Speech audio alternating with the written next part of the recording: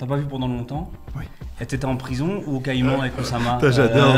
Ça, les gens voient là ces photos? Oui, ah, oui, j'adore. Oui. J'aimerais vraiment avoir une marque belge, wallonne, mais même belge forte, et vraiment inciter les gouvernements, les entreprises à consommer local. Et ça, je vois vraiment une difficulté au jour le jour. La Belgique est un petit pays, mais on a énormément de talents, que ce soit des talents universitaires, des talents dans les startups. Donc je pense qu'on peut aller assez loin. On a un peu loupé le coche de l'internet, de la téléphonie, enfin un peu tout ça les 20 dernières années. On a loupé, comme tu as dit, internet, alors que les États-Unis l'ont très bien pris, ça a créé beaucoup d'économies. Et nous, on a complètement loupé. Donc je me dis, pourquoi pas le faire dans l'intelligence artificielle et sortir. Dire que pendant 10 ans, aucune boîte qui fait de l'intelligence artificielle n'est imposée, que ce soit du précompte, de l'impôt ou même de la sécurité sociale, genre zéro, pendant 10 ans, pour amener tous les talents du monde entier à venir à Bruxelles. Bienvenue dans cette nouvelle émission du Talk, c'est le 3e déjà. Le principe, en réunit les meilleurs CEO de start-up, les meilleurs fonds d'investissement et on parle d'actu de l'écosystème. Merci beaucoup à Wallonie Entreprendre, sans eux cette émission n'existe pas, parce que grâce à Wallonie Entreprendre, grâce au Wing, qu'on fait cette émission. Au début, on va demander aux entrepreneurs quel est leur avis sur l'actu chaude de ces dernières semaines. On va leur demander, s'ils étaient ministres, quelle serait la mesure qu'ils prendraient pour développer l'écosystème. Il y a Fabien, notre expert LinkedIn, qui va venir dans l'émission voir un peu le profil de chacun et donner des tips actionnables pour réussir sur LinkedIn. On a un jeune Veltric qui a fait un pitch incroyable, qui vient pitcher son projet et voir comment les entrepreneurs sur le plateau peuvent l'aider. Et enfin, on remet les entrepreneurs à zéro. Ils sont un succès aujourd'hui, mais s'ils devaient recommencer depuis le début, depuis le départ, et voir comment eux feraient pour relancer une boîte et quelles idées ils choisiraient. Bonne émission à vous, évidemment. Laissez-nous un commentaire. Bonne émission.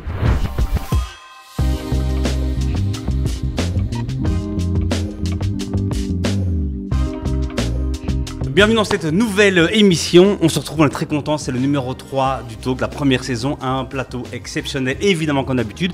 On est un plus que d'habitude parce qu'aujourd'hui, il y a un revenant parmi nous et ça fait plaisir. Bienvenue déjà Nicolas. Merci à toi. Et j'ai envie de mettre un peu d'énergie, on va tous s'applaudir parce que c'est un plateau exceptionnel. Bravo et merci d'être là à tous. Mais oui. Je pense qu'on n'a jamais applaudi aussi fort, ça a résonné dans mes oreilles, je n'ai plus rien. Nicolas, Creators Ventures. Oui, Académie aussi. Académie, excuse-moi, incroyable.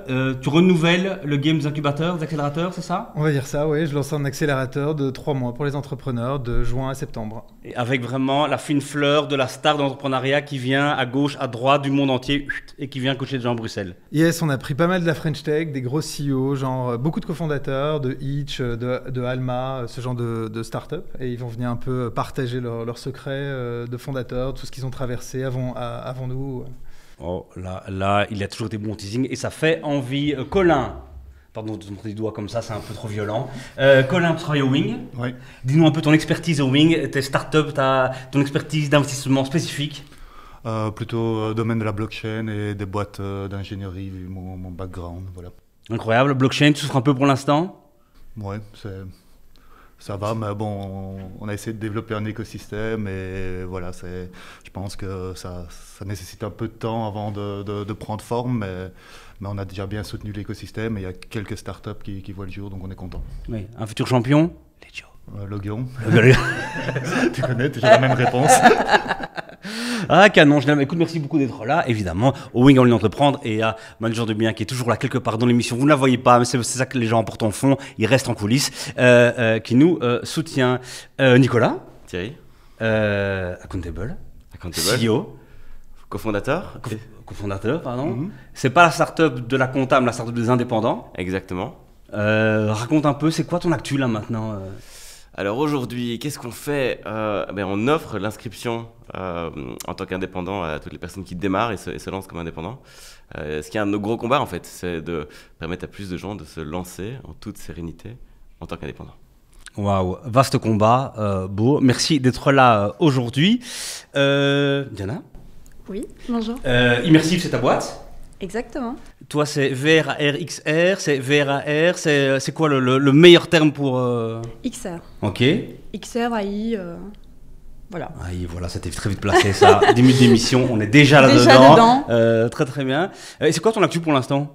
Donc pour l'instant, on a 2 grosses actus. De 1, on est en pleine levée de fonds. Okay. Donc c'est la première levée de fonds, on s'est autofinancé pendant 3 ans. Okay. Et là on a besoin de passer à l'étape supérieure, donc on lève. Okay.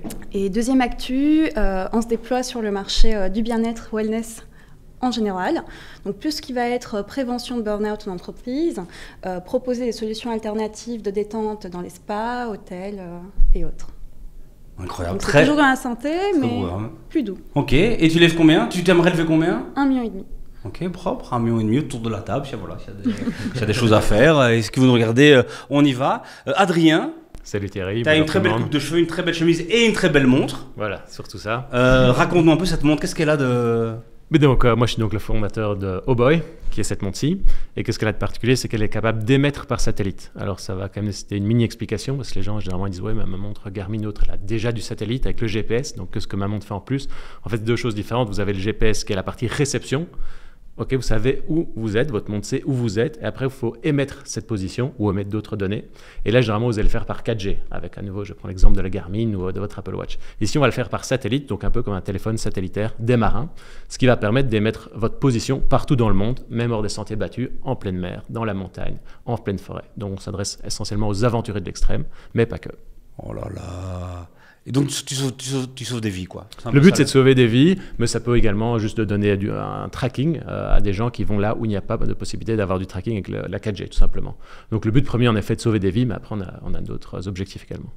Incroyable, génial. Merci. Quel plateau donc exceptionnel qu'on a ici aujourd'hui pour vous, enfin, et pour cette émission.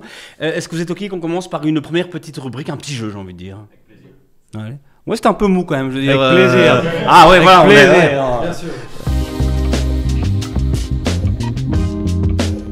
Première nouvelle, on voit là, c'était l'annonce de l'intelligence artificielle cette semaine. Là, c'est OpenAI, il y a eu Google, ça et tout. Les avancées sont dingues ou pas? Qu'est-ce que vous en pensez? Juste comme ça, sur les avancées qu'on a reçues ces derniers jours là-dessus, sur l'intelligence artificielle au niveau techno. Je vais vous demander à 3, 1, 2, 3, de mettre vos plus beaux pouces. Ouais, on est vraiment à l'aise ici. Pourquoi? Parce que je me suis vu quand même l'utiliser, j'avais envie de l'utiliser tout de suite. Moi, ce qui m'a le plus marqué, c'est vraiment la fluidité de réponse de Scarlett Johansson, d'une certaine façon. Cette manière de répondre... les avocats sont déjà dessus. Mais t'as vu, c'est presque la même voix. Hein. C'est ça qui était tout le problème pour l'instant. C'était fou, en fait. Et donc, la manière dont elle avait de réagir instantanément, qu'elle rebondissait, elle faisait des blagues. À un moment donné, elle lui a fait une traduction. Il a demandé de traduire en italien, et alors elle a dit perfetto. Tu sais, elle a fait une blague d'instinct, quoi, de transition. J'ai trouvé ça dingue. Donc, j'ai trouvé ça très fluide, à contrario de Google, où c'était un peu moins fluide. Et je pense que tout est dans les détails, justement. Donc, c'est ça qui était assez intéressant. Chez toi, alors, vu que tu nous as dit que tu faisais de l'IA il y a près 2 secondes, raconte, qu'est-ce qui t'a plu là-dedans? Moi, je n'ai pas encore testé ce dont tu parles. J'ai testé la nouvelle mise à jour sur Chat. Ça marche bien, c'est fluide, c'est chouette, ça avance. Sans plus nouvelle interface. La façon dont tu le dis, ça va, c'est pas mal. Ils sont 3-4 devs, mais... Ok, c'est fluide, c'est pas mal. Adrien, chez vous, qu'est-ce qui vous a bluffé cette semaine? Ça, c'est Nicolas, ça c'est Adrien. Oui, non, Adrien, ou toi, pardon. Vas-y, Nicolas. J'ai travaillé, j'ai les prénoms. Pour nous, c'est assez génial en fait de voir les améliorations parce qu'on l'utilise tous les jours dans le produit. On a développé ici au premier trimestre un assistant financier qui utilise justement ChatGPT pour formuler les réponses et interpréter les questions. Et donc toute avancée qui va dans cette direction, ça rend notre produit meilleur. Et ça, c'est super agréable, bien sûr. Et puis l'autre chose qui est géniale, c'est la façon dont ils lancent le produit. En termes de produit marketing, ça reste une des plus grandes entreprises du monde, mais ils le font avec beaucoup de brio. Très propre. Et c'était très très propre le setup aussi, hein, tu vois, c'était pas la GAFA qui fait peur, c'était un petit salon, lounge, on fait semblant que ça ne doit pas faire peur, que tu perdras pas ton job à cause de nous, toi, c'était vraiment bien amené, quoi. Je vais passer au suivant, sauf si Colin ou Adrien maintenant veut dire quelque chose. Non, absolument. Pas au suivant. Maintenant, on va parler, on a un secrétaire d'État au numérique, Mathieu Michel, c'est l'heure du bilan. Et donc là, je vais vous demander de juger son bilan, et puis on va en parler juste après. Le bilan de Mathieu Michel, secrétaire d'État au numérique, quel est votre verdict? 3, 2, 1, on y va. Il y a eu des hésitations, c'est pas mal. On commence par Colin. Je vais plutôt partir sur des recommandations, je vais dire. Je trouve, je pense qu'il faudrait vraiment pas hésiter à s'inspirer de modèles qui ont été réalisés à l'étranger. Je pense à l'Estonie. Je veux dire, par rapport au domaine blockchain, on avait vu des pays, la Suisse, le Luxembourg, les Pays-Bas, qui ont directement pris des directions. Et je pense qu'il ne faut pas avoir de honte à copier. On se dit, enfin, c'est pas n'importe quel pays. Je pense qu'ils ont eu pas mal de réussite par le passé.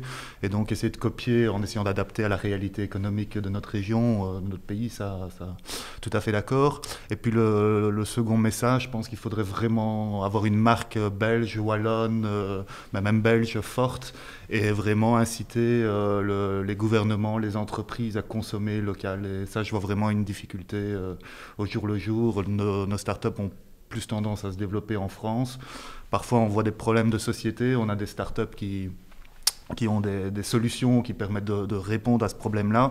Et on a l'impression qu'on doit faire du push. On a des réponses pas forcément toujours très claires, ou c'est plutôt comment dire non, alors qu'on pourrait vraiment essayer de voir comment on peut amener ces sociétés-là à un autre niveau en passant des appels d'offres importants. Et je veux dire, si elles avaient directement un contrat sur la table, ce serait plus facile pour la partie financement également. Voilà. Exact.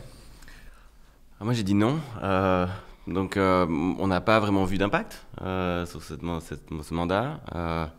Les grands chantiers restent ouverts, donc pas de marque, pas de marque de la tech belge, pas de mesures de compétitivité par rapport au salaire. On a même fait des pas en arrière. Pas d'accès au financement. Donc, le job, oui, j'ai pas vu l'impact. Ok, Adrien.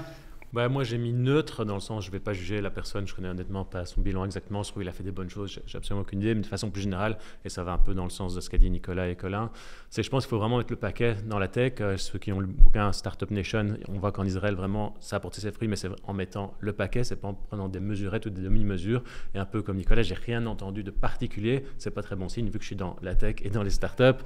Voilà, donc voilà, il faut, à mon avis, il faut aller plus loin encore. Ok. Ok, il faut aller plus loin. Ok, d'accord, parfait. Moi, ce que je vais demander, c'est que le prochain, que ce soit Mathieu Michel ou un autre, c'est qu'il soit ministre du numérique et pas la régie des bâtiments en plus. On s'en fout. Ça doit exister, la régie des bâtiments, sans doute, très bien. Mais alors, il communique là-dessus et on n'a rien à foutre. Et alors, il n'est pas concentré là-dessus. Du numérique, sur les startups, ça va déjà être quelque chose. Le focus. Le focus. Exactement, le focus. Comme on dit, comme qu'on n'arrête pas de dire à ces startups, le focus. Là aussi, qu'on puisse avoir un truc clair. Et si tu dois en plus, c'était la mission du siècle, rénover le palais de justice. Tu vois, et réussir les startups, tu peux pas faire les deux, c'est sûr. Et donc, on va faire des choix, et donc on est là-dedans. Parfait, merci beaucoup. On va passer à la dernière. Maintenant, on est sur, c'est la fin de Family qui est évidemment annoncée depuis longtemps, mais le climax là avec le podcast. Et j'oublie maintenant notre ami de gauche, son nom. Nicolas Collin. Nicolas Collin, évidemment, qui est passé dans le podcast de Mathieu Stéphanie en France et qui a raconté sa version des faits. On sait que c'est pour l'instant une team qui se déchire après avoir amené un héritage assez incroyable dans l'écosystème. Et là, je vais vous demander aussi votre avis là-dessus, comme ça. Ok. Qui? Moi, je suis vraiment sans avis là pour le coup. Je connais pas tous ces soirs, qui a un avis? Je vais laisser la parole aux autres. Moi, j'ai un avis. Moi, j'ai assisté à tout. Moi, j'étais là depuis le tout début. Tu sais, j'avais été chez Menu Next Door. C'était une boîte qui a été intégrée chez The Family. Moi, j'ai rencontré du coup l'écosystème de Family de 2015 jusqu'à la chute de l'Empire, on va dire ça comme ça. Tu vois, c'est vraiment une saga. Moi, j'ai eu la chance de vivre l'effervescence de The Family et tout ce qu'ils ont amené à un écosystème. Enfin, ils ont même créé un écosystème. Et ça, c'était exceptionnel. Je pense que tout le monde ici a été impacté par ce qu'ils ont fait. Je crois qu'ils étaient les premiers à amener le concept même de start-up, de scalabilité, de rêve aussi à ces jeunes entrepreneurs. Et ils l'ont amené très tôt, en 2013-2014. Moi, à l'époque, j'étais dans une agence, j'avais une agence marketing et je m'imprégnais de leurs vidéos. Donc, ils m'ont inspiré.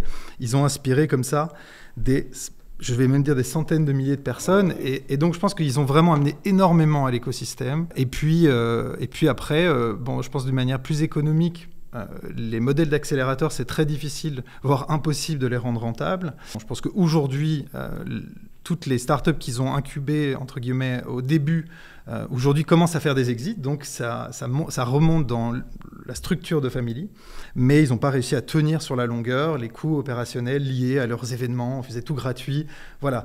Donc ça, c'est important de le préciser. Et puis après, le troisième point, c'est que je pense que de toute façon, s'il n'y avait pas eu de tollé, ce serait peut-être terminé, parce que la rentabilité n'était pas là et qu'ils auraient juste fait une gestion de portefeuille de leur boîte qu'ils ont réussi à avoir, c'est-à-dire qu'ils en ont eu plus de 1000, et au final, il y en a encore, je présume, plus de 50, 60 qui sont actives et qui valent sans doute plus d'1 milliard, etc. Et ils ont évidemment une fraction de ça.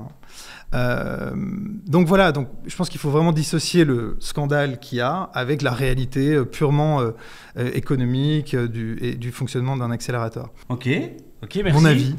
D'ailleurs, sur toi, quand même, on t'a pas vu pendant longtemps. Oui. Et t'étais en prison ou au Caïman avec Oussama? J'adore. Ça, les gens voient là, ces photos? Oui, oui, j'adore. Oui. Non, moi j'étais. Attends, c'était quand Parce que je remets juste dans la perspective. On fait des blagues, c'est une émission. Ouais. Mais The Family est arrivé en Belgique, enfin, c'était ça. Ouais. Tu étais le porte-drapeau avec Ayoub, donc 2 super entrepreneurs. Donc, c'était pas venu avec quelqu'un qui a jamais entrepris. Comme, tu vois, c'était. Ouais. Donc, j'étais aussi un peu de l'espoir là-dedans. Et puis, ça s'est pas passé comme prévu. Avant, tu as fait Next Door où tu as été pendant longtemps la référence, growth hacking, comment lancer. Tu as même quasi inventé le terme en Belgique de, tu vois, le faire et tout.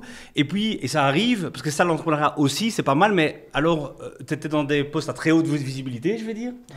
Et puis, on t'a vraiment plus du tout entendu pendant longtemps. Et donc, tout est permis de rêver, tu vois. Où est-ce qu'il est en Grèce, quelque part, dans une cabane, il réfléchit à la vie, tu vois.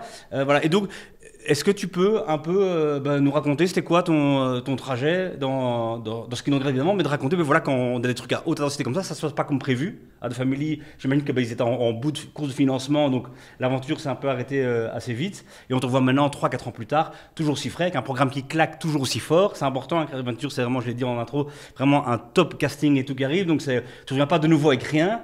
Mais raconte, c'était quoi ton trajet Bah écoute, plein de trucs en fait. Moi, The Family, j'ai fait presque 2 ans en Belgique, où là on s'est vraiment éclaté à rencontrer des centaines d'entrepreneurs, à régler plein de problèmes.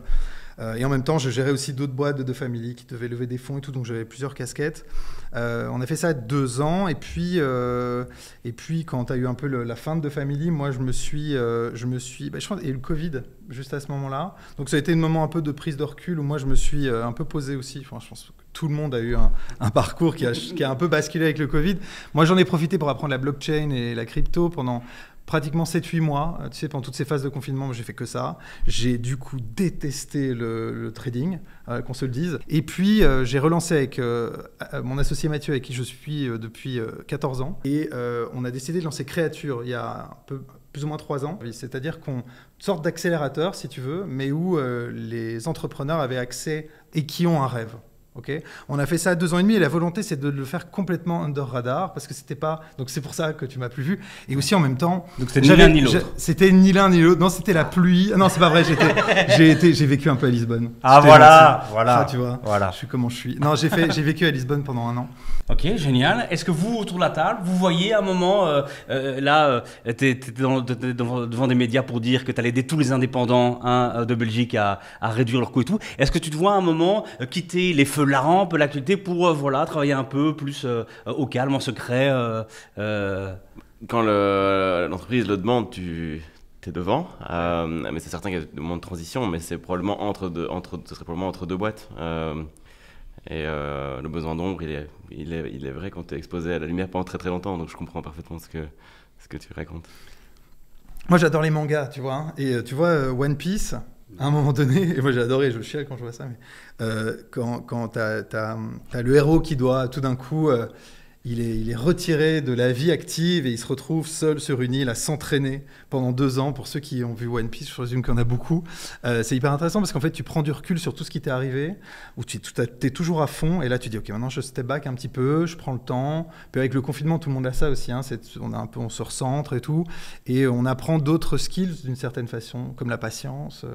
ce genre de choses, quoi, qui est souvent chez l'entrepreneur T'as pas. appris la patience, menteur. J'ai appris Je la savais que tu mentais patience. depuis le début. Je Je te savais que tu jure. mentais depuis le début, mais là on a la preuve. Non, Ouais, c'est vrai, vraiment. je m'en souviens. Ok, incroyable. C'est vrai, je m'en souvent. Très très bon. Merci pour ce partage. Maintenant, il est temps de vous faire juger, tous. Même si on vient de dire que tu étais en prison, donc c'est vrai que toi, tu as déjà pris une petite balle. LinkedIn, pour le business, c'est important. Hein. On parle de son expertise, mais on fait des connaissances sur LinkedIn. Il y a des leads qui nous regardent, on crée de l'engagement. Et on aime bien toujours un peu vérifier, tiens, vous en êtes où, vous aussi, sur LinkedIn, au macro, sur LinkedIn, excusez-moi, sur LinkedIn. Et montrer que tout le monde est un peu faillible, parce qu'évidemment, il y a des très bons élèves autour de cette table, et des autres. C'est ce qu'on va découvrir très vite. Et pour ça, je vous demande de faire un applaudissement à Fabien Delax, qui est notre expert LinkedIn.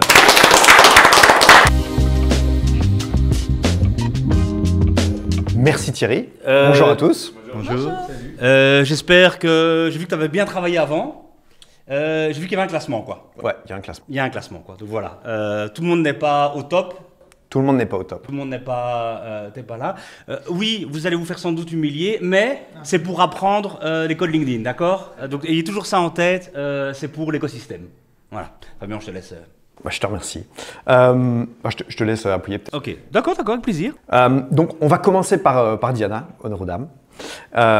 Et sa boîte Immersive Technologies. Donc ici, en fait, cette fois-ci, j'ai mis le profil de la personne et le profil de la page entreprise de la boîte l'un côté de l'autre. Donc là, on a une belle cohérence sur les visuels, sur la partie bannière. La photo de profil, elle est top. Franchement, le sourire, c'est comme il faut. Le zoom sur le visage, c'est pro, c'est frais, on aime. Hein, je pense que tout le monde est d'accord. C'est une très jolie photo.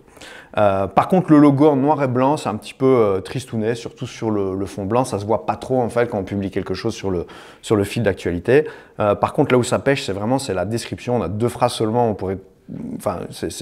pourrait croire que ça peut saouler les gens en fait la partie info, description, about, hein, on l'appelle un petit peu comme on veut.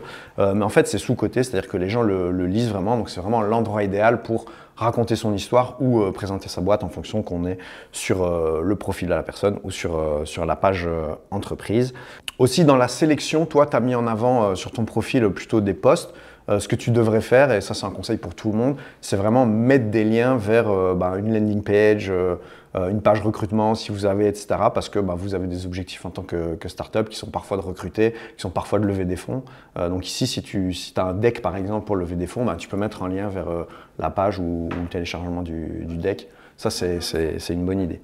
Après, j'ai regardé un petit peu la stratégie de contenu. Donc là, tu publies quasiment rien. Tu fais beaucoup de republications. Hein, c'est une maladie qu'on retrouve beaucoup chez Wallonie Entreprendre aussi. On en parlera tout à l'heure. Et alors, une stratégie de contenu qui tirait bien, en fait, c'est ce qu'on appelle du build in public. Billing? Build in public. Ah, build. C'est-à-dire que j'ai vu 2-3 posts que tu as fait où en fait tu racontes un peu les coulisses. Notamment, on a eu l'explication pourquoi tu as levé le pouce sur Mathieu Michel. C'est parce qu'en fait, il est venu te voir, il t'a mis en avant, tout ça. Donc tu pouvais pas dire... Pour l'encouragement aussi. Enfin, je trouve qu'il y a certaines choses qui ont été faites, comme des mises en place pour la fracture numérique, par exemple. On le voit un peu de partout. Bon, tout ce qui est fait n'a pas été au bout. Mais on ne peut pas dire qu'il y a des choses qui n'ont pas été faites. Donc, j'encourage, mais voilà. Il y a du travail. Ça marche. Ça fait plaisir, ça fait plaisir. Donc, en fait, c'est vraiment une stratégie de contenu que tu peux faire, le building public. Donc, tu racontes tes hauts, tes bas, tes aventures, les coulisses, etc. Les gens ils suivent. Ils adorent ça. Par contre, sur la page, et ça c'est valable pour tout ce qui est un peu pour tout ce qui est business créatif, c'est de montrer ce qu'on fait. Et vous le faites de temps en temps, vous montrez des vidéos, mais c'est surtout des relais presse. Donc ça, vous devriez beaucoup plus montrer finalement le rendu des expériences que vous créez. Merci. Mais là, avec Content Vie... Et là...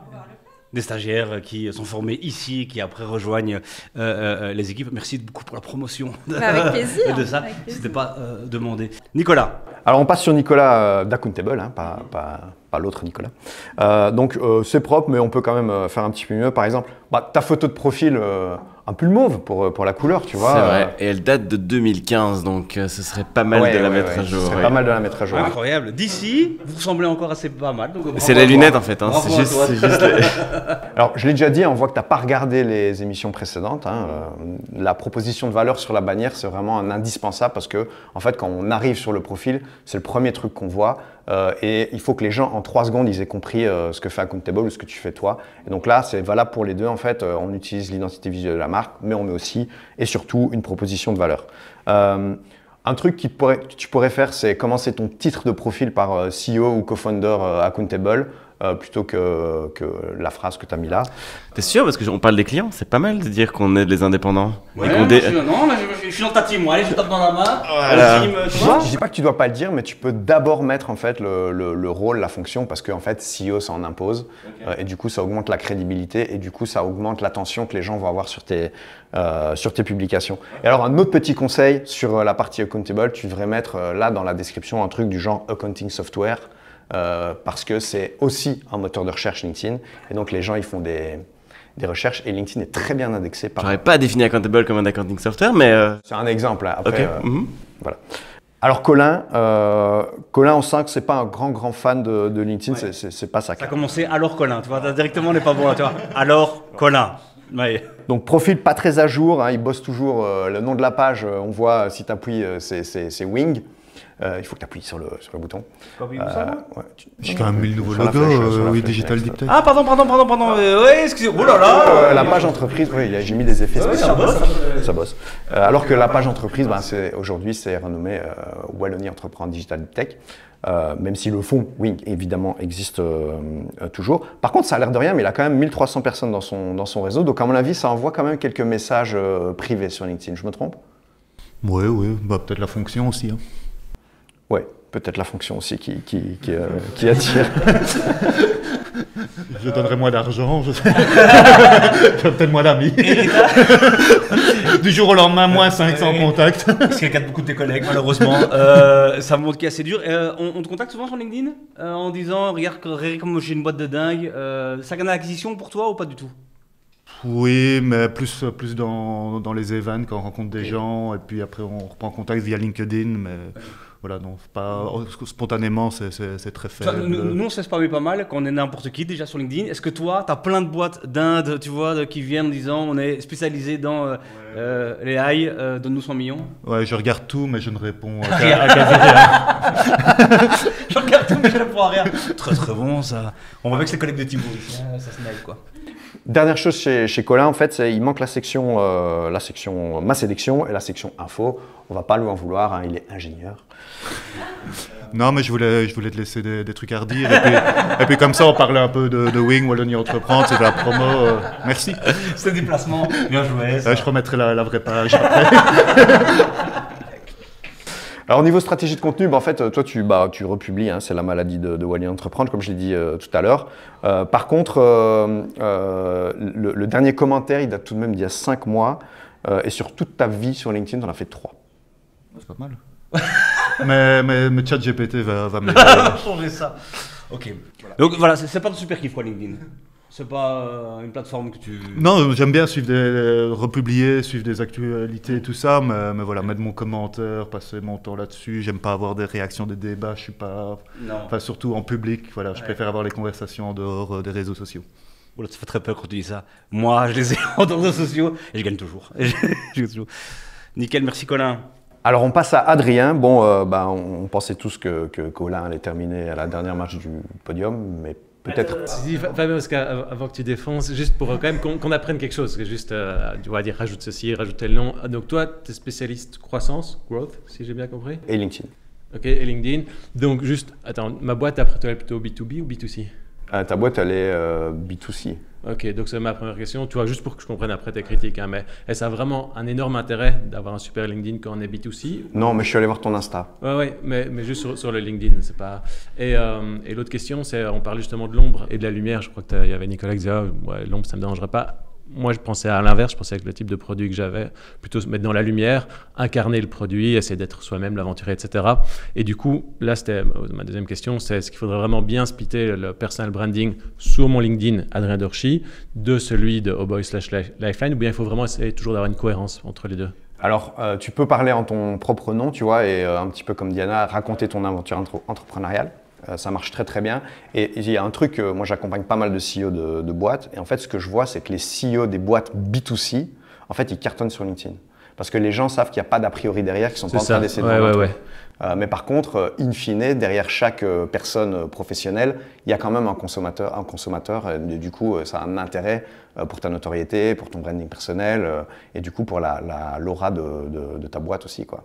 Même pour des invests, hein, si tu cherches à lever des fonds, ils regardent tous, enfin sauf Colin, mais ils regardent tous sur LinkedIn, les entrepreneurs. Et le fait d'avoir finalement une audience sur LinkedIn en tant qu'entrepreneur, c'est un asset sur lequel tu peux capitaliser. Il y a des mecs, je ne sais pas si tu as entendu parler de Grégoire Gambato, ce gars, c'était un petit peu le papa de la nouvelle génération LinkedIn à partir de 2017-2018. À un moment donné, le mec, il avait 100 000 abonnés, il a lancé une formation en ligne, il a fait 100K en 1 heure. Ouais. Et après, il a disparu des réseaux pendant. Mais c'est vrai. Enfin, non, pas qu'il est parti avec l'argent, mais il a vraiment, à un moment, été trop exposé. Il disait lui que c'était le mec le plus détesté de LinkedIn. D'ailleurs, c'était sa baseline, c'était le mec que vous allez adorer détester sur LinkedIn. Il était très clivant. Adrien, comme c'est pas un entrepreneur avec une boîte B2C, je suis aussi allé voir sur son Insta, j'ai pas mis de photo, mais en vrai, sur Insta, je trouve qu'il y a un potentiel. Par contre, il faut arrêter d'acheter les likes. Ça se voit. Quand tu as 4000 likes et 0 commentaire, c'est que c'est un pod. Ouais. Ça, c'est pas bien. Ouais, c'est organique, c'est du organique. Mais honnêtement, je pense que tu as un produit super avec un potentiel extra. Moi, j'aime bien l'univers en fait de tes cibles, tu vois, les espèces d'aventuriers solitaires.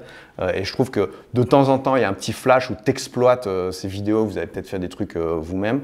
Et je pense qu'il y a vraiment moyen sur les réseaux sociaux de faire rêver les gens et de montrer tous ces environnements pour mettre en avant ton produit. Mais il faut revoir complètement ton identité visuelle. C'est en cours, hein, justement. Normalement, tu as dû voir 2 types de posts. Les 4 derniers posts qui sont normalement revus avec des pros, et puis tu as ceux d'avant qui étaient un peu du tâtonnage. C'est cela qu'il faut changer, malheureusement. C'est le dernier. Merci beaucoup. On va passer au suivant. Attention, Nicolas. Nicolas Créature. On a discuté de Nicolas. Il est parti pendant 4 ans. Qu'est-ce qu'on va découvrir? Que sur LinkedIn aussi, il était parti pendant 4 ans. Et donc, on l'a vu revenir il y a 3 semaines, quelque chose comme ça. Et là, je me suis dit, lui, il a quelque chose à vendre. Lui, il a une actu. Il en a parlé tout à l'heure. Donc, moi, j'aurais pas créé une page dédiée pour Creatures Academy. J'aurais juste créé ça comme un espèce de produit sur la page Créature. Sur ton profil, quelques petits conseils. De nouveau, proposition de valeur. On voit pas en fait, on comprend pas très bien ce que tu fais. Sur la page Créature, il y a même pas de banner en fait. Donc là, il faut mettre quelque chose. On dirait vraiment le profil de Thierry il y a quelques mois. C'est un compliment. Il le dit comme ça, mais en fait, c'est un compliment. Et alors, Makers of the Impossible, en fait, on ne comprend pas du tout ce que ça veut dire. On pourrait dire que c'est les gens qui ont créé le film The Impossible. Très bon film, au demeurant. Et c'est toi? Moi, je pense que en fait, tu es le genre de profil qui peut avoir un impact de dingue sur notre écosystème, qui peut inspirer plein de gens, qui peut donner plein de conseils. En fait, tu pourrais devenir, quelque part, notre Oussama à nous, mais avec des chemises taille L. Ouais, on balance dans tout ici. On balance dans tout. Pour conclure, le classement, pas de surprise, Adrien. Je prends pas mal. Désolé. 5e place. C'est vrai en plus. 4e, sauvé de justesse, Colin. En 3e place. J'aurais pas dit ça avant de commencer le. En 3e place, on a Diana. Et puis, surprise. Quoi? Mais le mec, il est pas. Tu vois, c'est dégueulasse, ça. Le mec, il est parti pendant 4 ans. Ah ouais, mais j'ai mis quelque chose dans la Trois- poche. 3 postes et il redevient. C'est injuste. Mais t'as vu l'engagement qu'il a sur ses postes? Ouais, mais attends, c'est le nouveau. Non, mais c'est bien, félicitations évidemment. Attention, hein, pardon, il y a un classement. Et J'ai pas numéro contesté. 1. Numéro 1, Nicolas, on peut l'applaudir. Bravo, bravo. Alors pour terminer, évidemment, les 3 petits conseils du jour, je pense qu'il y en a un et le dernier qui va plaire. On joue sur la découverte, donc en fait, il faut bien comprendre qu'aujourd'hui, les réseaux sociaux, c'est le nouvel above the line, surtout avec la disparition des cookies, etc. Donc il faut vraiment le voir comme un outil pour faire de la découverte, de la notoriété, de la visibilité pour sa boîte. On parie sur la vidéo. Nicolas, il a fait quelques vidéos un peu travaillées, ça marche très très bien, il y a énormément d'engagement et mon petit doigt me dit que ça devient un format qui va devenir ultra populaire sur LinkedIn dans les prochains mois. Et alors, on fait du contenu éducatif pour sa cible, on fait du paid forward et je vous assure que plus vous donnez, plus vous allez recevoir. Oh là là, allez, c'est beau, ça en finit là-dessus. Merci beaucoup. Merci Thierry, merci tout le monde. Je suis quand même dès que tu sois deuxième. Je trouve que c'est trop vite donné une médaille d'argent. On a envie que tu reposes pendant encore un an, tu vois. Enfin, en fait, c'est ça. Soit à la hauteur de ce classement. Et c'est marrant parce que justement, merci pour cette deuxième place. Je vous remercie beaucoup. Non, c'est marrant parce que LinkedIn, je le regardais de loin en me disant putain, mais ça évolue tellement. Tu sais vraiment, je regardais de temps en temps, je fais ouais, mais qu'est-ce qui se passe? Et en réalité, je trouve ça incroyable. Et je te jure, je me suis toujours dit, j'ai pas envie de m'y mettre. Et où je m'y mettrai quand j'ai quelque chose à annoncer. Et là, je l'ai fait et je t'avoue que c'est assez addictif parce qu'en réalité, bon, tout le monde est sympa avec tout le monde. C'est quand même une sorte de code déontologique. C'est autre chose que Twitter. Ça, c'est incroyable. C'est autre chose que Twitter. Alors, l'hypocrisie, c'est parfois compliqué, mais l'un dans l'autre, quand je vois que je le suis aussi, je fais bon, bah. En fait, non, mais dans le fond, on est tous sympas. Tu vois, tu te dis, t'as envie de dire un mot sympa parce que c'est quand même cool, les nouvelles initiatives. C'est toujours, enfin, voilà, les gens viennent avec de la bonne humeur, des trucs positifs. Donc, allez, moi, je vais garder que le bon de LinkedIn et on va voir, mais je ne sais pas si je vais m'y mettre vraiment. On verra. Mais LinkedIn, c'est le réseau des sympas. C'est vrai.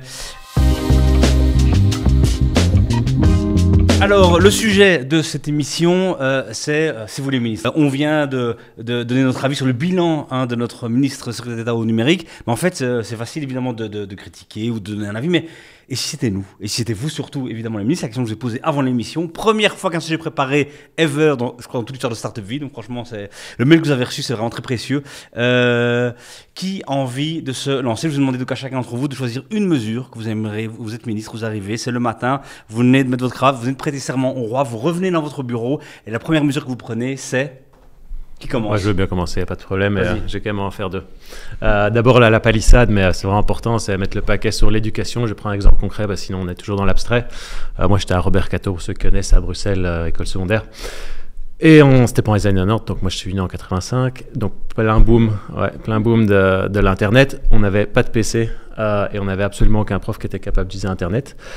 Et donc, dans mon exemple de mettre le paquet sur l'éducation, c'est évidemment, il faut absolument que les jeunes aient les outils pour. Bon, aujourd'hui, les PC ils doivent être puissants, mais voilà, c'est assez standard. Mais par contre, il faut clairement des professeurs qui s'y connaissent. S'ils s'y connaissent pas, il faut les former. Il faut éventuellement amener des externes, parce que je pense que c'est absolument hallucinant que même dans les écoles dites élitistes, on n'apprend pas.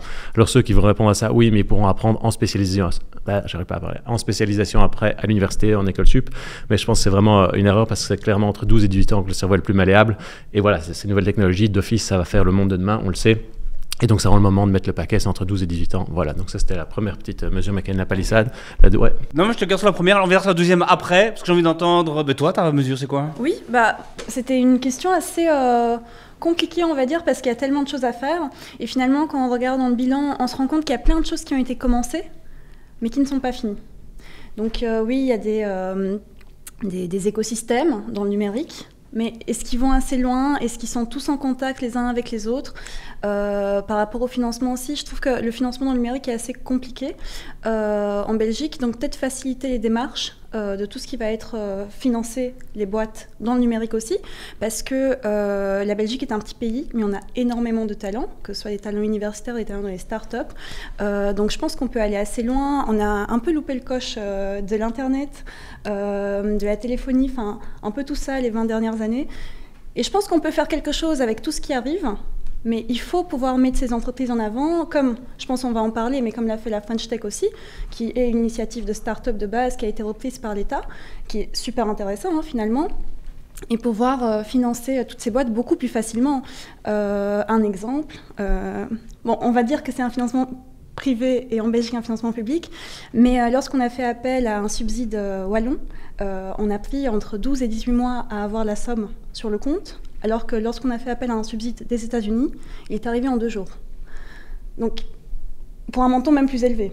Donc on se rend compte un peu que finalement les démarches sont très longues, le processus est très très long, de validation de dossiers, il y a énormément d'étapes, peut-être faciliter tout ça tout en renforçant la sécurité bien évidemment pour ne pas avoir des gens qui profitent du système non plus, mais...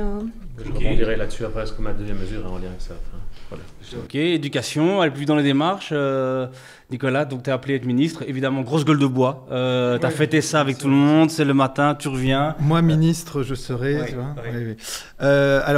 Moi, un truc un peu radical, je pense que c'est ça dont on a besoin, mais donc il faut oser le faire. Ce serait un rêve, mais ce serait... On a loupé, comme tu as dit, Internet, alors que les États-Unis l'ont très bien pris. Ça a créé beaucoup d'économies. Et nous, on a complètement loupé. Donc, je me dis, pourquoi pas le faire dans l'intelligence artificielle et sortir, dire que pendant 10 ans, aucune boîte qui fait de l'intelligence artificielle n'est imposée, que ce soit du précompte, de l'impôt ou même de la sécurité sociale, genre zéro pendant 10 ans, pour amener tous les talents du monde entier à venir à Bruxelles. Donc mettre le focus, choisir un truc. À fond, et le faire à fond, tu vois. Les gens, 0% pendant 10 ans. Tu as vu ce que c'est. Enfin, à Lisbonne, ils l'ont fait au Portugal pour d'autres raisons et ça a amené beaucoup de gens. Je pense que si on le fait à Bruxelles pendant 10 ans, du coup, ça crée un écosystème d'ingénieurs de France, du monde entier qui viennent pour travailler là. Mais pas que les ingénieurs. Les gens qui travaillent dans une boîte IA, tu sais, label IA, on va dire, pas d'impôts, autant l'entreprise que sur les employés ou même les indépendants qui travaillent sur ce domaine-là pour amener tous les talents. Et une fois que les 10 ans sont passés, tout le monde est bloqué d'une certaine façon parce que l'écosystème est là. Donc ça retient les talents et tout le monde veut y rester parce que c'est de place to be, un peu comme ce qui se passe à Londres avec la finance. Donc un truc comme ça, bien radical, qui peut littéralement, je crois, changer l'économie. J'adore cette idée. Radical. Putain, ouais, pas mal. Le levier fiscal, c'est super puissant. Tu l'as dit, 10 ans d'exonération fiscale, c'est un truc important. Tu le fais dans une thématique comme l'IA, qui peut en effet, sur laquelle tu peux créer un écosystème. Tu peux étendre ça en fait, à la création d'entreprises. Aujourd'hui, tu as des mesures comme le BELSPO qui enlève le précompte et les cotisations sociales pour les employés dans les secteurs technologiques. Tu pourrais l'étendre plus longtemps et tu peux l'étendre à plus de secteurs. Le levier fiscal, c'est un des plus gros leviers qu'on a pour faciliter l'accès à la création d'entreprises dans les secteurs qu'on veut. Colin ? Ouais, mais je rajouterais la réglementation à ça, laisser un mode sandbox pour vraiment que les gens puissent tester des choses, être proche du régulateur pour poser des questions quand ils sentent que c'est touchy pour trouver la meilleure solution pour pouvoir implémenter les choses et vraiment pas fixer une régulation dès le départ, laisser champ libre et puis essayer de la fixer avec les années. On a pu voir pour la blockchain que la France a très vite régulé et puis était revenue un peu en arrière et voilà, on peut baser sur d'autres exemples de pays qui ont été beaucoup plus flexibles là-dessus.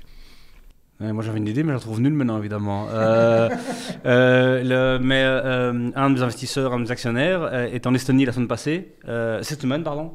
Sur une scène, il y avait 5 licornes, tu vois. Enfin, c'était évidemment c'est un autre écosystème que l'autre pour un pays plus petit et tout. Il expliquait un truc très très bête, mais fou. Si tu veux engager quelqu'un de l'étranger, le visa, tu l'as en 9 jours.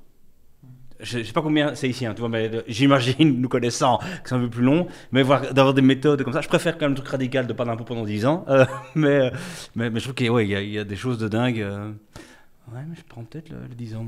Par contre, on va te dire pourquoi on ne sait pas le faire, mais on ne va pas te dire, voilà, l'objectif c'est 9 jours et vous y arrivez, c'est tout. Ouais, c'est peut-être ça qu'il faut faire. Est-ce que ça vous intéresse, vous, la politique ?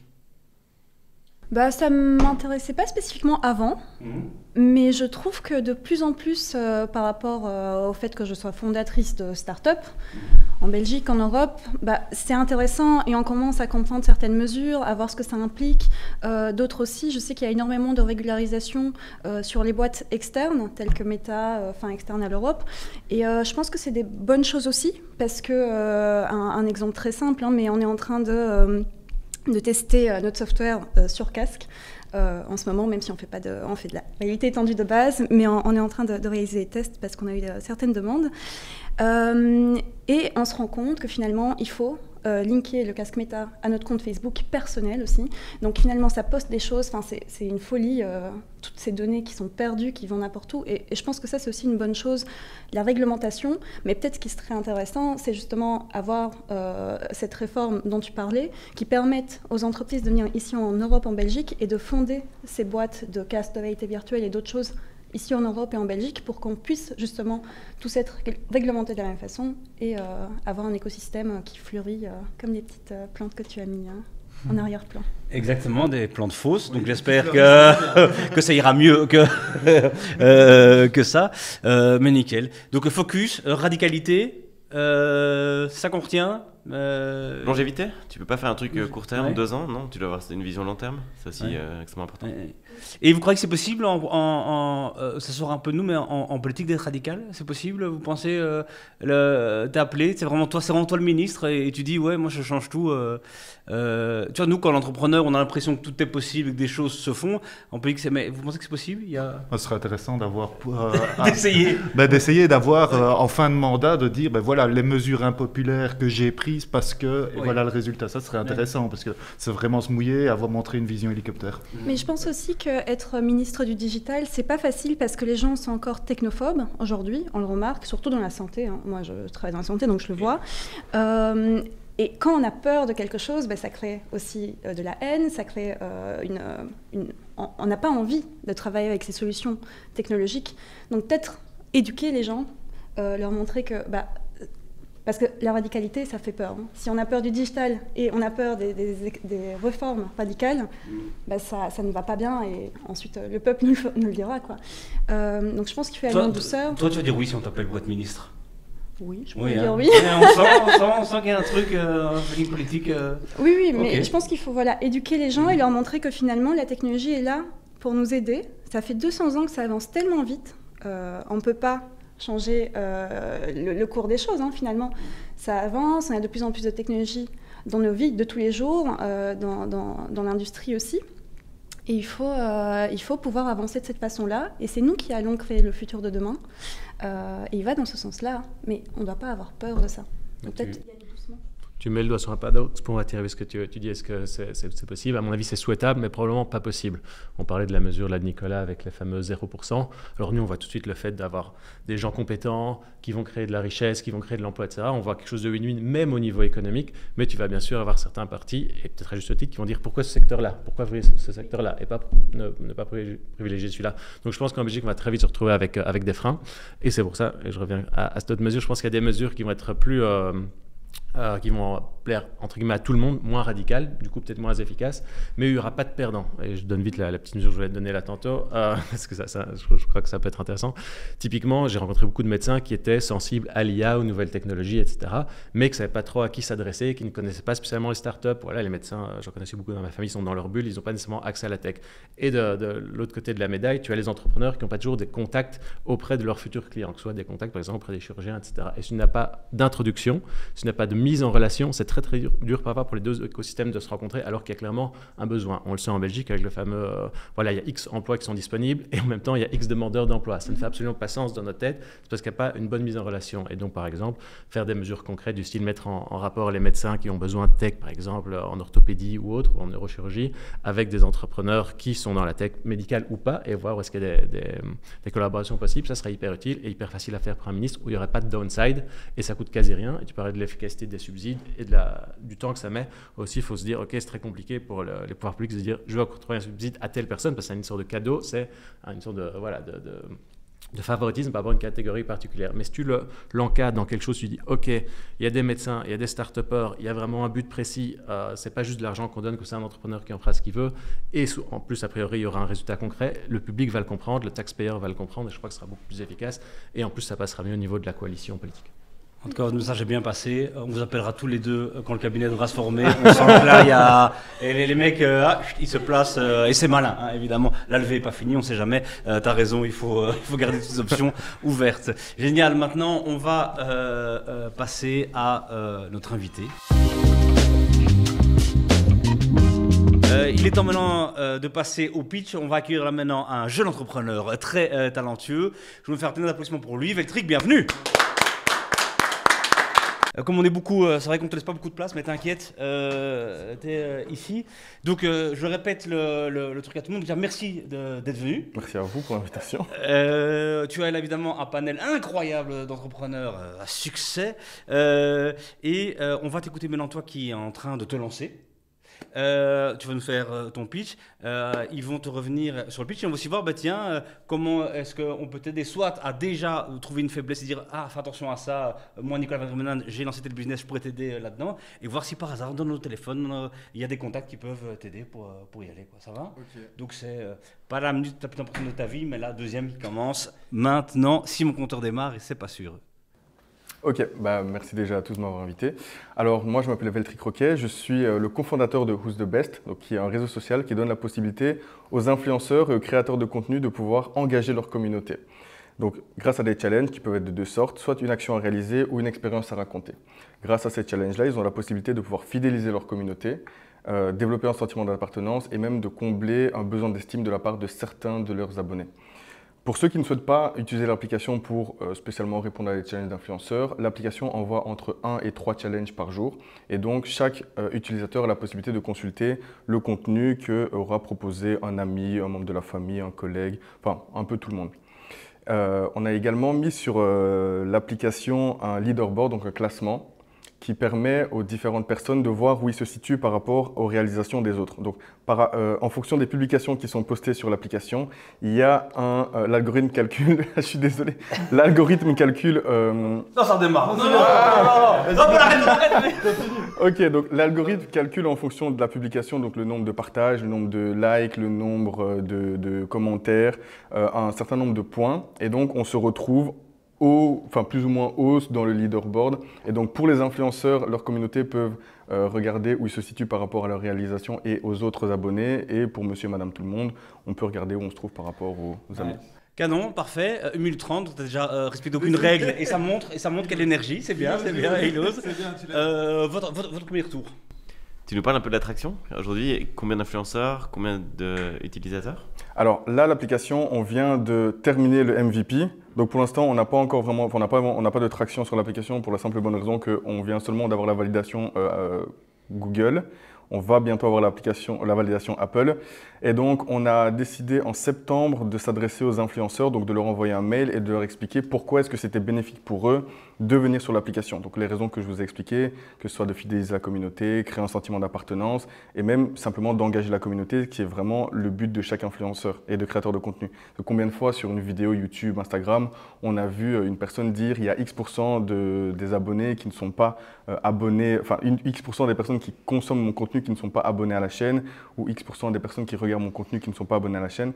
Et donc, on leur donne vraiment la possibilité de pouvoir engager ces personnes-là et donc de potentiellement en faire des consommateurs. Très clair. Et qu'est-ce que tu vas faire d'ici à septembre?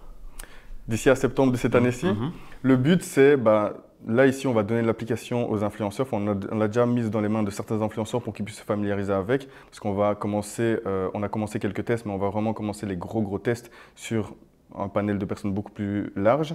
Et donc d'ici à septembre, ce qu'on souhaiterait faire, c'est sortir l'application déjà, pouvoir organiser, c'est vraiment dans nos rêves, organiser un gala où on amènerait tous les influenceurs et on pourrait, dans une grande salle, que chacun puisse créer sa communauté déjà à ce moment-là. Et donc on montrerait à chacun le pouvoir que cette application pourrait avoir et ce que chacun pourrait faire. Ok.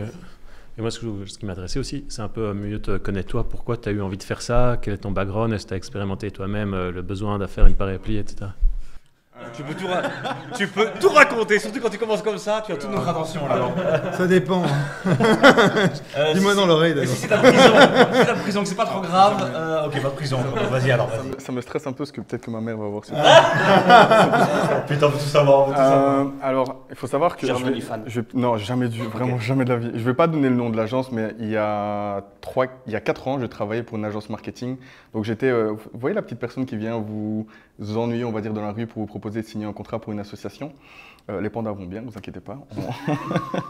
Donc j'étais cette personne-là et en fait, un jour, il y a un des branches qui m'a demandé si c'était possible de pouvoir faire en sorte que quand les gens reviennent, ils aient un peu le sourire. Parce que généralement, quand on revenait, il y a beaucoup de noms et donc beaucoup de gens étaient un peu tristes.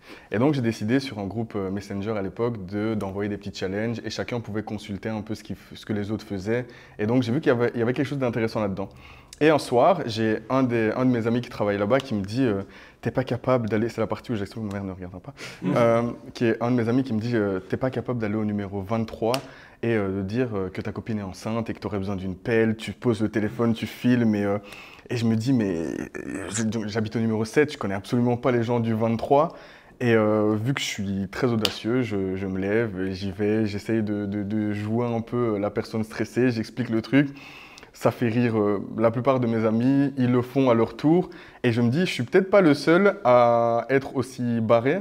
Et donc, je décide de me dire peut-être que ce serait intéressant qu'on crée une application qui nous ressemble en faisant des trucs que nous, on a l'habitude de faire et de l'adapter pour que tout le monde puisse réagir. Par exemple, les challenges qu'on propose, c'est des sujets qui touchent tout le monde. Donc, on a pris des sujets sur l'expérience à raconter, par exemple. C'est des trucs sur les relations de couple, les relations familiales, les relations entre collègues. On prend vraiment des sujets très grand public pour que chacun puisse se retrouver là-dedans et puisse répondre aux challenges qu'on propose. Ok, cool, merci. Nicolas Ouais, mais du coup, merci d'avoir expliqué un peu les challenges, comme ça je capte un peu mieux. Et vous êtes combien? On est 2 dans la boîte, donc moi qui ai eu l'idée en 2021 et Andrew qui est mon autre cofondateur qui m'a rejoint en juin de cette année dans ce projet. Ok. Et il y a un technique dans les deux, un CTO? Ouais, Andrew et l'autre personne donc, qui travaille sur le projet, je ne sais pas si j'ai le droit de dire leur nom, parce qu'il n'était pas spécifique, Andrew si en soi, parce que voilà. Mais oui, il y a une personne qui... ouais, on a tout ça. Ok, super. Non, écoute, je pense que tu touches quelque chose de très intéressant, parce que enfin, j'ai une autre question après, mais les influenceurs, c'est vraiment une économie à part. Tu as vraiment 2 types d'influenceurs. Tu as ceux qui vont faire de l'entertainment, puis tu as ceux qui font de l'éducation. Je pense que toi, tu t'adresses plus à ceux qui font de l'entertainment, je crois. Vraiment, le concept d'influenceur, c'est toute personne qui a une audience et qui est capable de l'animer. Donc, l'influenceur, ça peut être aussi bien le club de foot d'Anderlecht, ça peut être aussi bien le gars qui fait des placements de produits sur les réseaux, ou alors celui qui crée du contenu, quoi. Mais je pense que justement, tu dois... ça dépend de ton business model. C'est quoi le business model en 2 mots? Vraiment ici, nous, c'est la gratuité. Vraiment, comment est-ce qu'on va générer des revenus sur l'application ou comment est-ce que... Là, Nicolas, il vient de décéder. C'est quoi le business model? La gratuité. Ok. Contacte-moi sur LinkedIn peut-être. En fait, c'est vraiment, à chaque fois que je parle de ça, les gens mais ça ne marchera jamais. Donc ici, les utilisateurs ont la possibilité de réaliser une seule fois le challenge. Donc une fois que le daily challenge est passé, on ne peut plus le refaire. Maintenant, ceux qui ont envie de refaire un challenge peuvent prendre de manière ponctuelle, acheter les consommateurs ou les influenceurs? Les consommateurs, les influenceurs n'ont pas spécialement ce besoin-là. Et le truc qui est super intéressant, où on se dit que ça peut vraiment marcher, c'est que plus une personne va générer un certain nombre de points par rapport à ses publications, plus il va monter dans le leaderboard.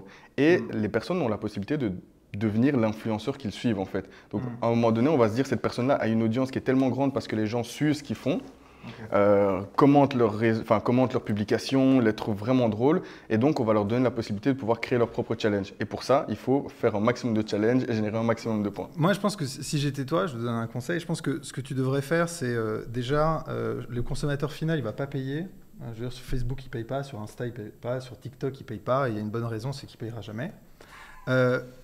Parce que c'est pas le but, tu vois. C'est vraiment. Par contre, ce que je ferais à ta place, c'est que je ferais payer un abonnement aux influenceurs. Et donc pour ça, tu dois bien cibler les influenceurs qui en ont le plus besoin. Et ceux qui en ont le plus besoin, c'est ceux en réalité qui n'arrivent pas à monétiser. Et il y en a très peu qui arrivent à monétiser. C'est ce qu'on a fait. On a un abonnement pour les influenceurs. Donc tu as un business model. Oui. Pour monsieur, madame. Ok, tu reviens dans la boucle. Ok.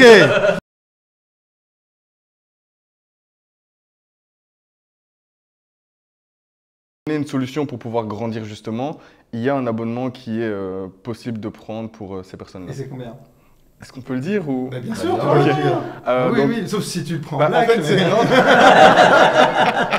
Fallait pas le dire. Alors, on est encore en train de voir quel est le bon prix à prendre, mais il y a des tarifs qui sont faits en fonction du nombre d'abonnés de la personne. Ça ne coûtera pas la même chose pour une personne qui a 5 millions d'abonnés que pour une personne qui a 10 000. Exactement. Il est en train d'enterrer là. Et dis voilà, exactement, sors-le. Alors, on est sur un montant entre 2,99 et 7,99. Par mois?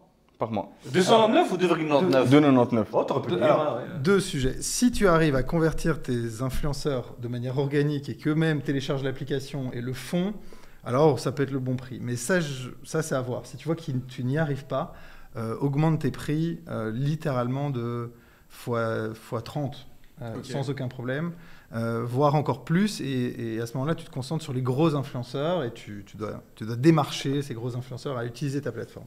Mais teste d'abord. Ici, c'était vraiment, c'est ce que, donc moi, je suis incubé au Venture Lab, donc mon coach m'a fait la remarque en me disant, le but ici, c'est vraiment d'aller chercher les premiers revenus pour montrer à un potentiel VC ou un business angel qu'il y a une traction et il y a des revenus sur l'application. C'est pour ça qu'on a mis des prix relativement bas pour avoir des gens qui s'engagent. Maintenant, dans les influenceurs avec lesquels on discute, on a des personnes qui ont aussi bien 18 000 abonnés que des personnes qui ont 5 ou 6 millions d'abonnés. Donc on a vraiment toutes les tranches, je vais dire, d'influenceurs possibles. Je peux vous envoyer les mails si vous avez des doutes, mais on a des compétences. Mais non, on a des doutes, mais nous ça va. Je peux vous envoyer après par rapport à ça. Et donc vraiment, on a vraiment une cible d'influenceurs qui est très très grande.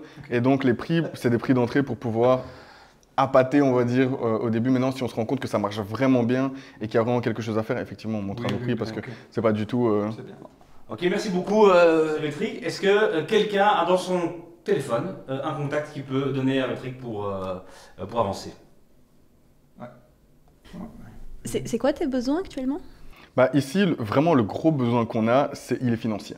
Il est financier parce que, déjà, premièrement, l'application, elle nous coûte en serveur mensuel. C'est assez difficile à payer parce que forcément, moi et mon co-fondeur, on était de base étudiants quand on a commencé ce projet-là, donc les serveurs mensuellement, c'est assez cher. Donc vraiment, notre besoin, il est financier. Ouais, tu as des contacts avec un influenceur connu? T'as déjà Beaucoup, plein, vraiment. Parce que moi, c'était peut-être ça mon commentaire par rapport à ton pitch, super de pitcher en une grosse minute, on va dire. Mais la façon dont tu as amené, on avait l'impression que tu rêvais encore de ton produit, alors quand tu as expliqué, tu es vraiment venu d'un problème de terrain. Et je pense que tu devrais beaucoup plus mettre en avant ton MVP, que tu n'attends pas qu'une application sorte et puis après c'est le vide. Et plutôt dire, voilà, j'ai travaillé avec un influenceur, on a fait des tests sur sa communauté, on a réussi à obtenir ça comme engagement, on l'a fait sur un bout de papier ou sans logiciel, on a fait du bricolage. Mais voilà, c'est déjà une réalité de terrain, j'ai déjà eu des feedbacks, j'ai bien écouté, et ça pourrait être... Oui, peut-être même donner des noms, en fait, créer la crédibilité, valider la crédibilité. Ok, on peut donner des noms. Parce qu'en une minute, il faut... Ouais, c'est ça. En fait, ce qui est vraiment dur avec le pitch d'une minute, c'est que je dois résumer presque 2 ans en 1 minute. Et j'ai envie de dire tellement de choses parce qu'il y a vraiment beaucoup plus que ce que je vous ai dit dans l'application. Mais c'est ultra compliqué. Tu dois nous teaser. Alors, moi, tant pis, tu ne m'as pas teasé, mais ta personnalité, oui. Tu vois, là, vraiment, tes réponses, t'es sympa, l'énergie, on sent le truc, on dit OK, même si, voilà, il y a plein de choses, évidemment. Alors, moi, dans mon téléphone, ce que j'ai, c'est, mais peut-être que tu n'as plus besoin, des boss d'agences d'influenceurs. Ça peut toujours servir, Ok, d'accord, je prends humblement, nickel. On est toujours à la recherche de nouveaux Nicolas, qu'est-ce que tu as en tête? Moi j'ai un pote qui a lancé une boîte pour les influenceurs aussi, mais une application, donc ça peut être un peu un OnlyFans copycat, mais sans les photos de pied, bien sûr. On voulait faire. Parce que ta mère regarde, mais sinon... Mais ma mère ne sait pas ce que c'est, mais je ne veux pas avoir à lui expliquer de toute façon. C'est bien. Et donc tu connais personnellement des gros influenceurs qui pourraient justement mettre en œuvre ce challenge? Tu dois l'aider, mais non, tu dois plus donner ton avis. Est-ce que c'est ça. Téléphone, il y a un truc. Mais c'était pour ça, est-ce que ça t'intéresserait d'avoir un influenceur dans le domaine sportif qui pourrait justement, parce que les challenges sportifs c'est un peu moins glauque que des trucs... Par exemple, moi je connais personnellement qu'un ami à moi, le cousin de Loïs Openda. Donc on a déjà pris contact, je lui ai déjà expliqué le projet, on se dit que ça pourrait être super intéressant d'avoir ce truc-là, mais on est toujours de toute façon... À mon avis sur les sportifs c'est pas mal ce côté challenge, tu vois. Donc tu as contacté, c'est ça que tu dis? Je pourrais, ouais. Je pourrais. Il va plus tard que 100 000. Non, je peux pas parler pour les gens, parfois ils sont très... Voilà. Donc, chez toi, Cold chez feet, moi, là, tu as une petite chose, une piste ou... Il n'y a pas de Instagram. Je connais pas énormément le milieu des réseaux sociaux, mais oui, peut-être des contacts financiers généralistes. Ok. Est-ce que vous êtes à la table? Des investisseurs. Mais blague à part, on bosse aussi beaucoup avec d'agences de User Generated Content. Et donc ravi aussi d'ouvrir le canal d'adresse à ce niveau-là. Canon. Je connais un certain Thierry, si tu sais augmenter de 30% les réactions sous ses posts. Ça peut être très cher. Non, et pour le montant recherché, plus sérieux. Franchement, c'est assez large, parce que ça dépend d'où on en sera à ce moment-là. Si on parle vraiment maintenant, ce serait aux alentours de 75 000. On aura terminé totalement l'application, ça c'est sûr, mais pour la campagne marketing et pour ce qu'on prévoit de faire, on sera vraiment bon. Réponds entre 75, hop, un chiffre. Ouais, voilà. Pas, il faut donne des réponses beaucoup plus. On a estimé, on pense que... Tu n'écoutes pas. Tu n'écoutes pas. Petit conseil, va droit au but, n'essaye pas de justifier 75 000, j'ai besoin, après on rentrera dans les détails. Et en plus, ce qui est cool avec ce projet, c'est que ça ne doit pas coûter justement trop cher, quoi. Tu vois, la différence de Non, projet à vraiment, hardware, c'était le plus l'enfer, cher, c'était, enfin le plus cher. Le plus coûteux en temps, c'était vraiment de démarcher les influenceurs et de faire en sorte qu'ils rejoignent l'application. C'est vraiment le plus coûteux. Maintenant ici, c'est faire en sorte que ça prenne. Ouais. Et Allez, Canon, bravo. écoute. Bravo. Bravo, on t'applaudit, merci beaucoup. Merci.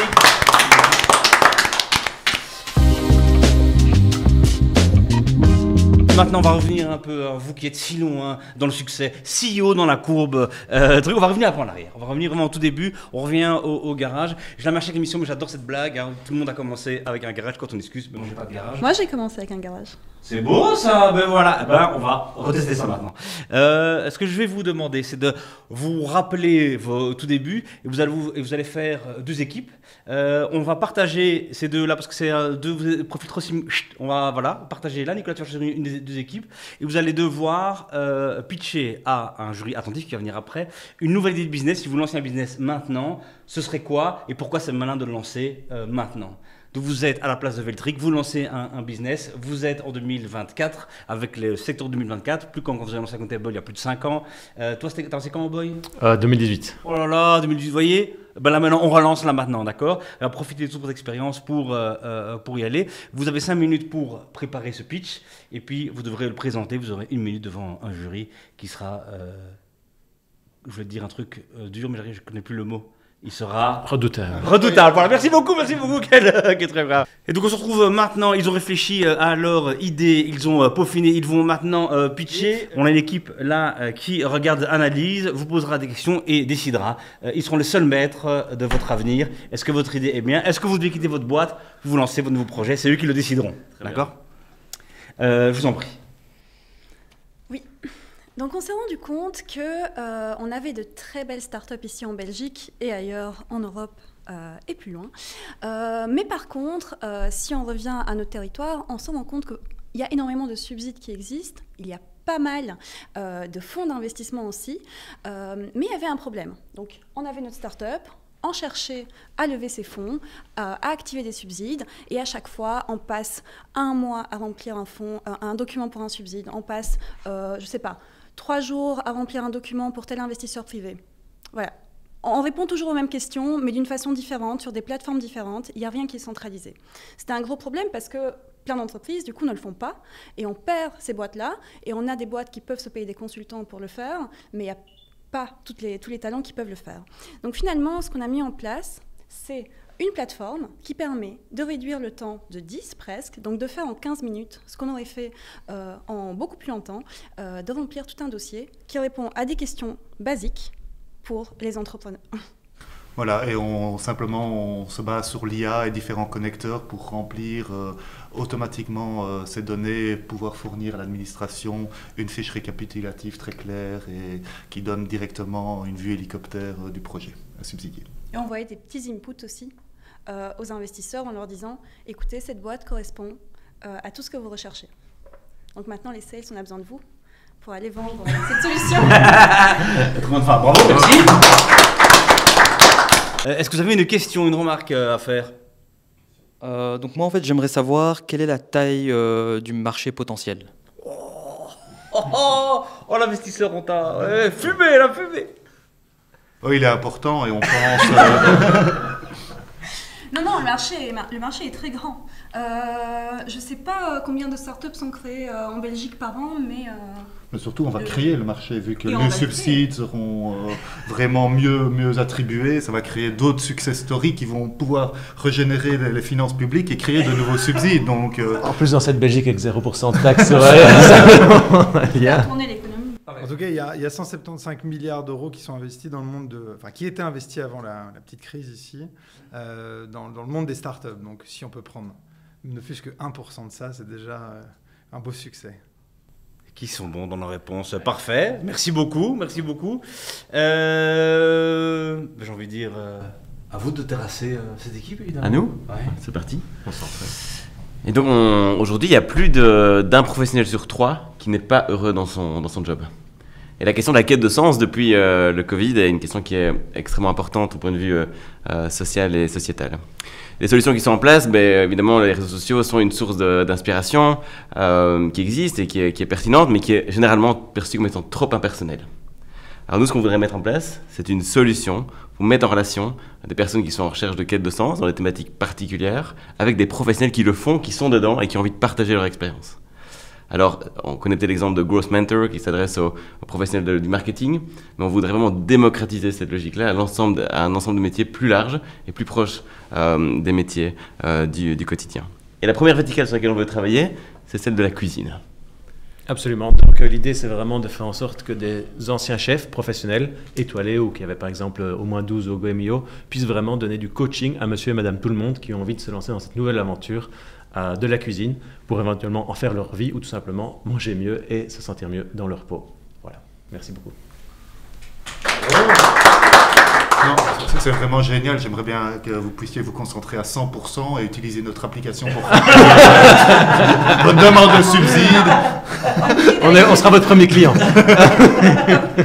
Très bien ça. Est-ce que vous avez une question ? Fantastique. J'investis 200 000 € demain. Comment vous faites pour les dépenser sur l'année qui suit ?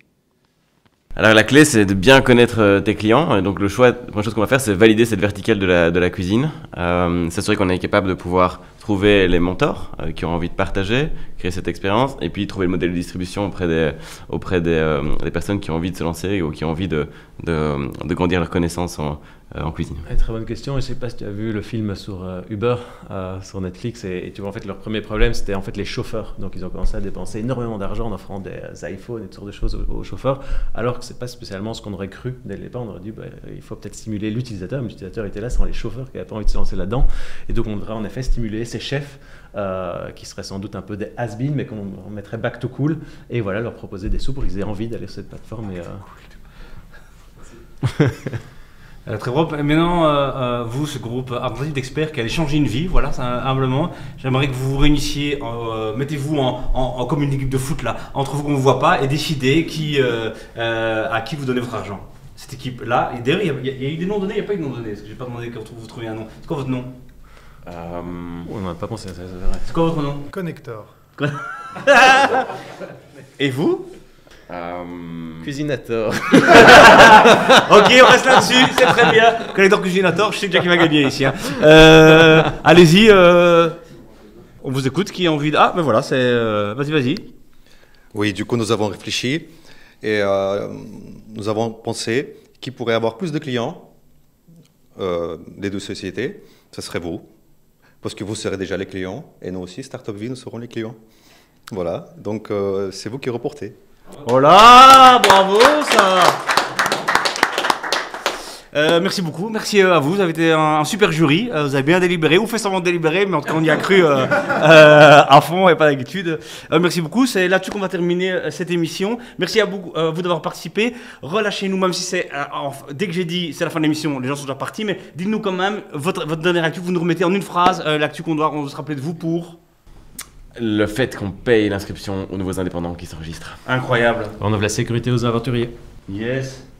On lance un programme d'accélération pour les startups juin, juillet, août jusqu'au 12 septembre avec un démodé devant des centaines d'investisseurs. Oh là là. Et qui sera rentable. Il y a exactement, parce qu'il est payant. C'est Y Combinator, mais payant. Exactement. On recherche des startups digitales à financer.